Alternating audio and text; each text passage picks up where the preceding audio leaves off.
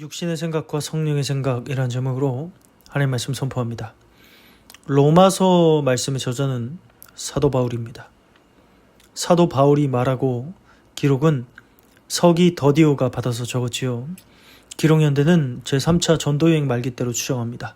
사도 바울이 고린도에 약 3개월 기간 동안 머물 때인 AD 57년에서 58년경으로 봅니다. 수신자는 로마에 있는 그리스도인들이지요. 사도 바울은 로마서를 통해서 자신이 전하는 복음을 체계적으로 설명합니다. 로마 교회 성도들이 복음을 바르게 이해하도록 돕기 위해서 기록한 말씀이죠. 사도 바울은 장차 스페인까지 선교를 가기 위해서 로마 교회를 선교 거점으로 삼고자 자신과 복음을 소개하게 됩니다. 로마서의 두 가지 중심축은 복음의 교리와 복음에 합당한 삶에 대해서 말씀하는 것입니다. 로마서 8장의 말씀은 생명의 성령의 법에 대해서 말씀합니다. 육을 따르는 삶과 영을 따르는 삶을 구분합니다. 성령을 통해서 양자의 영을 받아 아바 아버지라고 부르는 하나님의 자녀가 되었음을 강조합니다.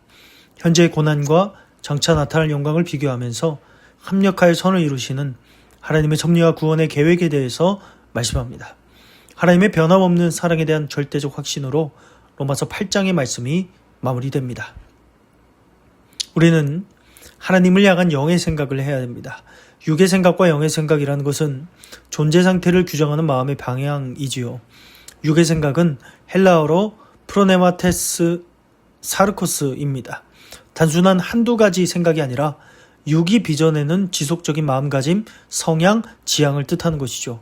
반면에 영의 생각은 헬라어로 프로네마투 푸니마토스입니다. 성령께서 만들어내시는 마음의 방향, 하나님을 향한 성향인 것이죠. 사도 바울은 육의 생각은 죽음이며 영의 생각은 생명과 평안이라고 말하면서 이 마음의 방향이 현재 우리의 존재 상태를 규정한다고 말씀하는 것입니다. 하나님과의 단절된 상태는 죽음 상태이고 하나님과 화평한 상태를 생명이라고 말씀하고 있는 겁니다. 우리 삶의 마음가짐은 어떠한가? 내 삶의 성향은 어떠한가? 내 삶의 지향은 어떠한가를 바라보는 것입니다. 내 삶의 무엇에 초점이 맞춰져 있느냐는 것입니다. 내 삶의 방향이 오직 하나님을 향해 있는가의 질문이죠. 내 삶의 중심이 어디에 있습니까? 세상 사람들은 육에 초점이 맞춰져 있는 것입니다. 먹고 사는 것, 누리는 것, 행복한 것 등 내 육신이 즐겁게 해주는 모든 것들에 향해 있는 거예요. 맛있는 거 먹고 여행 가고 휴가를 가서 휴식을 취하고 투자가 대박이 나고 좋은 집에 살고 재산을 많이 쌓아놓고 직장에서 진급하고 높은 연봉을 소망하는 거예요. 온통 육신적인 일에 매몰되어 있는 거예요. 성경은 이것을 죽음이라고 말씀합니다. 하나님과의 관계가 끊어지는 것을 말씀하고 있는 것이죠. 반면에 영의 생각은 다릅니다. 성령께서 내 마음을 만들어내실 때 내 마음의 방향이 오직 하나님만을 향하는 거예요. 오직 주의를 생각하는 거예요. 어떻게 하면 주님을 기쁘게 할까 생각하는 거예요. 하나님과의 관계에서 단절되면 죽음이고 하나님과의 관계가 화평하면 생명이라고 말씀해요. 내 삶이 넉넉해지고 풍요롭고 부족한 것이 없으면 평안할 것이라고 착각하지만 정작 내 삶이 불안하고 힘들고 분노가 치밀어 오는 것은 하나님과의 관계가 끊어졌기 때문입니다.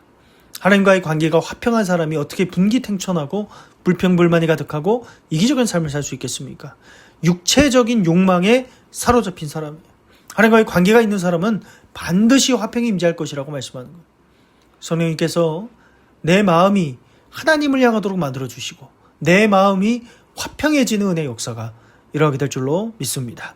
성령이 없으면 그리스도의 사람이 아닙니다. 육적인 사람은 헬라어로 엔사르키 안에 있는 자로 말씀하는 거예요. 윤리적으로 나쁜 정도가 아니라 육이라는 영역에 속해 있는 존재로 말씀하고 있는 겁니다. 육적인 사람의 마음 상태는 하나님에게 원수입니다. 하나님의 법에 복종하지도 않고 복종할 수도 없는 존재론적 무능의 상태인 거예요. 반면에 영 안에 있는 자는 성령의 영역 안에 속한 자입니다. 하나님의 영이 내 안에 거하는 것이고요. 성령이 없으면 그리스도의 사람이 아니라는 것은 성령의 내주 여부가 그리스도인 정체성의 기준이라는 것입니다. 그러니까 육의 지배 아래에 있는 자는 하나님과 원수 관계에 있고 하나님을 기쁘시게 할 수도 없습니다. 반면에 영 안에 있는 자는 하나님께 속한 자로서 하나님을 기쁘시게 할 수 있는 것입니다. 갈라디아서 5장 19절에서 21절에 육체를 따라 살면 어떤 모습이 나오는지 구체적으로 말씀하고 있는데요. 성령이 없는 삶, 크리스천이 아닌 삶, 육적인 사람의 특징입니다. 크게 4가지 특징이 있는데요. 첫 번째는 성과 관련된 죄입니다. 음행하고 호색한 거예요. 하나님께서 주신 성을 자기 마음대로 욕망대로 쓰는 것입니다. 성적인 죄를 저지른 사람은 육적인 사람이라고 말씀하는 것이죠. 두 번째는 하나님 대신 다른 것을 붙잡는 죄입니다. 성경에는 우상 숭배하고 주술하는 자를 육적인 사람이라고 말씀해요. 현대시대에는 돈, 성공, 미신, 전 버는 것, 그것을 의지하는 거예요. 하나님 대신 다른 것을 붙잡고 의지하는 사람이 육적인 사람이라고 하는 것입니다. 세 번째는 관계를 깨트리는 죄입니다. 성경에 원수 맺는 거, 분쟁, 시기, 분노하는 거, 당짓는 거, 분열, 이단, 질투 등을 하는 것은 육적인 사람이라고 말하는 거예요. 분노하고 미워하고 편가르고 시기 질투하며 공동체를 분열시키는 모든 태도가 육적인 사람의 특징이라고 말씀하는 겁니다. 마지막은 쾌락에 빠지는 죄입니다. 술 취하고 방탕하는 것이 육적인 사람이라고 말씀하는 거예요. 절제 없이 먹고 마시고 놀고 쾌락에 자신을 내어주는 삶인 것입니다. 이 4가지 기준으로 보면 내 삶이 비춰지죠. 나는 육적인 사람인가 성령의 사람인가? 나는 성적인 죄를 짓는 육적인 사람인가? 나는 하나님 대신 돈, 명예, 권력, 귀신을 붙잡는 육적인 사람인가? 나는 관계를 깨트리는 죄를 짓는 사람인가? 나는 쾌락에 빠지는 죄를 짓는 사람인가? 우리는 육체가 아니라 성령의 인도하심을 따라서 살아가는 삶을 살아가야 하는 것입니다. 내 안에 있는 성령이 나를 부활하게 합니다. 성령이 내 안에 있습니다. 성령이 내 안에 있다는 것은 헬라어로 오이케이 에노이 쿤토스입니다. 집을 삼아 거하다 라는 뜻이죠. 성령께서 잠깐 오셨다가 떠나시는 분이 아니라 성도를 자기 집처럼 삼아서 지속적으로 내주하신다는 의미입니다. 그리스도께서 내 안에 계시면 몸은 죄로 말미암아 죽었지만 영은 의로 말미암아 생명을 얻게 되는 것입니다. 내 몸은 죄로 인해서 죽음 아래에 놓여 있습니다. 하지만 내 영은 하나님께서 주신 의로 인해서 이미 생명 안에 들어간 존재의 차원으로 되었다는 것입니다. 예수 그리스도를 죽은 자 가운데서 살리신 하나님의 영이 내 안에 거하시면 우리의 죽을 몸도 살리실 것입니다. 내 육체가 부활한다는 거예요. 성령이 우리 안에 집을 삼아서 거하신다는 것은 우리의 영이 생명 안에 있다는 표지입니다. 장차 우리의 죽을 몸까지도 살리시는 부활의 소망도 말씀하는 것입니다. 내 육체는 죄 때문에 이미 죽었지요. 그 말씀의 의미는 그리스도인들도 여전히 죄를 지을 수 있다는 거예요. 하지만 죄를 정체성으로 삼고 그 안에 머무는 사람은 그리스도인이 아니라는 거예요. 그리스도인은 육체의 죄 때문에 어쩔 수 없이 죄를 짓더라도 죄와 끝까지 싸워야 한다는 거예요. 양심에 찔려야 되는 거예요. 내 내면이 죄 때문에 고통스러워 한다는 거예요. 몸이 죄로 말미암아 죽는다는 것은 인간의 육체는 여전히 죄의 흔적을 가지고 있다는 겁니다. 육체는 죄의 결과로 연약함에 살아가지요. 병들게 되지요. 노화를 겪습니다. 죽게 됩니다. 하지만 내 육체가 완전히 영광스럽게 변하는 날은 부활의 날인 거예요. 예수님의 재림의 날인 거예요. 내 몸이 죽었다는 것은 지금 내 육체가 죄 때문에 죽음의 영역에 속하게 되었다는 거예요. 그렇게 그리스도인들도 몸으로 죄를 짓게 되는 거예요. 하지만 그리스도인은 죄에 대해서 죽었지만 여전히 죄와 싸우는 거예요. 사도 바울은 죄에 대해서 죽은 우리가 죄 가운데 더 살 수 없다고 말씀했죠.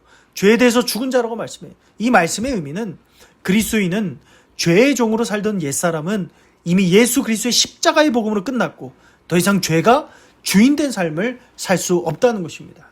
하지만 이 세상에 사는 동안 육체적 죄의 유혹이 여전히 남아있지요. 죄를 지을 가능성과 유혹과의 싸움에서 계속해서 살아간다는 거예요. 사도 바울은 로마서 6장에 은혜가 크기에 더 죄를 지어도 되느냐 이렇게 묻고 죄를 지을 수 없다고 말씀하는 거예요. 그리스도인의 육체는 여전히 연약하고 죄의 유혹을 받기 때문에 실제로 죄를 지을 수 있습니다. 하지만 그리스도인은 더 이상 죄를 주인으로 섬기며 죄 가운데 거하는 사람이 아니라는 거예요. 의의 종으로 옮겨진 삶을 살아가는 거예요. 성령이 우리 안에 집을 삼아서 거하기에 성령을 통해서 내 삶이 새 생명 가운데 살아가며 장차 예수님의 재림 때에 내 육체는 부활의 몸으로 부활하게 되는 것입니다. 우리는 그리스도인들입니다. 성령께서 내 마음 가운데 내주하셔요. 하나님을 향한 우리 마음의 열망이 가득해요. 하지만 때로는 죄성을 가진 내 육체 때문에 죄를 짓는 실수를 하기도 하고 유혹을 받기도 합니다. 그럼에도 불구하고 우리는 끝까지 내 육신의 죄와 유혹으로부터 싸워야 된다는 것. 내 인생의 주인은 하나님이에요. 성령님의 인도하심 따라가 살아가야 되는 것. 우리 마음 안에 성령님의 도우심으로 육신의 죄와 세상 유혹에서 승리하게 되는 것입니다. 그리스도의 사람으로 영적인 생각으로 죽음을 이기는 부활의 날을 소망하며 살아가는 주의 백성들, 하나님의 자녀들 다 되시기를 주의 이름으로 축원합니다.